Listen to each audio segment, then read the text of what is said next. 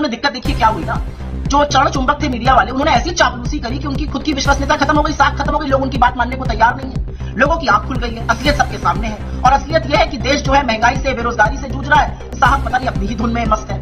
दिक्कत की बात यह है कि इन चरण चुंबकों ने चरण वंदन इतना किया, इतनी ढाल बने, एक सवाल नहीं पूछने दिया, ऐसे कूद पड़ते हैं प्रवक्ताओं से पहले जैसे ये भाजपा के लोग हैं। इससे साहब को नुकसान हो गया और अब टीवी पर इनकी कोई बात मानने को तैयार नहीं, व्यूअरशिप नीचे गिर रही है। तो अब नया पैतरा इस्तेमाल किया जा रहा है यूट्यूब पर जाकर।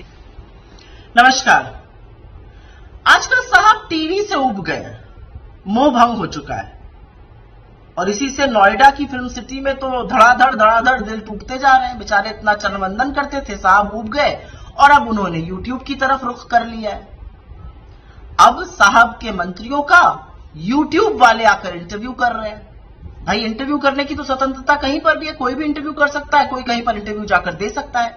लेकिन ये जो यूट्यूब पर इंटरव्यू किए जा रहे हैं, ये एक आशय से किए जा रहे हैं।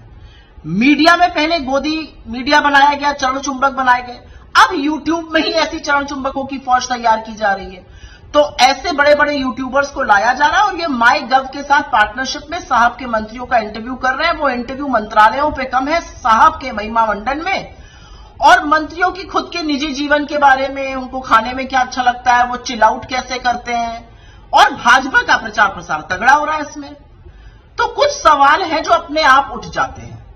आप खूब ये सब करिए, लेकिन हमारे पैसे पे मत करिए, ये टैक्स पेयर के पैसे पर मत करिए ये, क्योंकि माई गव ने अभी थोड़े दिनों पहले एक टेंडर निकाला था जिसमें एक एजेंसी नियुक्त होनी थी जो सोशल मीडिया के और यूट्यूब के बड़े इन्फ्लुएंसर्स, बड़े प्रभावशाली लोगों को माई गव से जोड़े।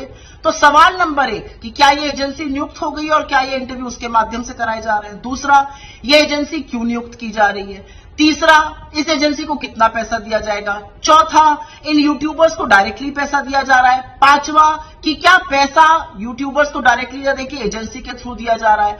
छठा और सबसे महत्वपूर्ण सवाल, भाजपा का प्रोपेगेंडा, मंत्रियों के चाय और चुटकुले के लिए हम पैसा क्यों दें। और अंत में ये इंटरव्यू वाले क्या स्पष्ट रूप से बता रहे हैं कि ये पैसा लेके किया हुआ प्रचार है और ये प्रेस का कोई इंटरव्यू नहीं है। असल में दिक्कत देखिए क्या हुई ना, जो चरण चुंबक थे मीडिया वाले, उन्होंने ऐसी चापलूसी करी कि उनकी खुद की विश्वसनीयता खत्म हो गई, साख खत्म हो गई, लोग उनकी बात मानने को तैयार नहीं है, लोगों की आंख खुल गई है, असलियत सबके सामने है। और असलियत यह है कि देश जो है महंगाई से, बेरोजगारी से जूझ रहा है, साहब पता नहीं अपनी ही धुन में मस्त है। दिक्कत की बात यह है कि इन चरण चुंबकों ने चरणवंदन इतना किया, इतनी ढाल बने, एक सवाल नहीं पूछने दिया, ऐसे कूद पड़ते हैं प्रवक्ताओं से पहले जैसे ये भाजपा के लोग हो।